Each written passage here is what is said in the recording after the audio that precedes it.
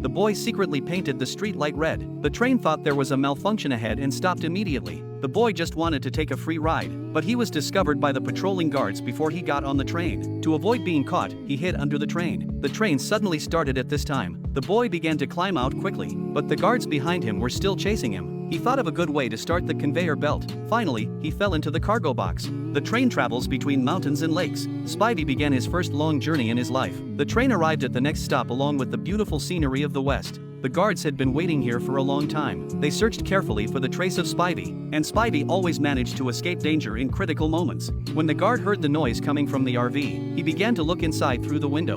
Although he felt something was wrong, he didn't find anything unusual. He stared wide-eyed and tried to find a flaw, but Spivey was motionless like a real billboard. But his snot was about to flow. Just when he was about to be exposed, the train whistle suddenly sounded. The guard had no time to continue observing and could only turn around and leave. The night gradually dyed the sky black. Spivey fell asleep peacefully on the bed. The train shuttles between the blue sky and white clouds. The scenery outside the window begins to jump in front of eyes. But unfortunately, the food in front of him can only be seen but not eaten. Spivey began to miss his mother's fried eggs and toast. In fact, he didn't want to run away from home. But his parents didn't understand and didn't care about his dream. Spivey's family lived on a farm in the West. Although he was born in an ordinary family, he was an absolute genius. When the teacher was still teaching third-grade math problems, he had already studied quantum mechanics and other physics problems. But the teacher didn't believe it at all, even often mocked him. Spivey had to take out the report he published in the magazine, but the teacher still didn't willing to admit his excellence, even led the whole class to laugh at him for wearing socks of different colors. In order to learn real knowledge, Spivey had to sneak into the university classroom, eavesdrop on the professor talking about the design concept of magnetic perpetual motion machine. The college students present did not believe that humans could really build a perpetual motion machine. Only Spivey was excited. He told the professor confidently, "I accept the challenge."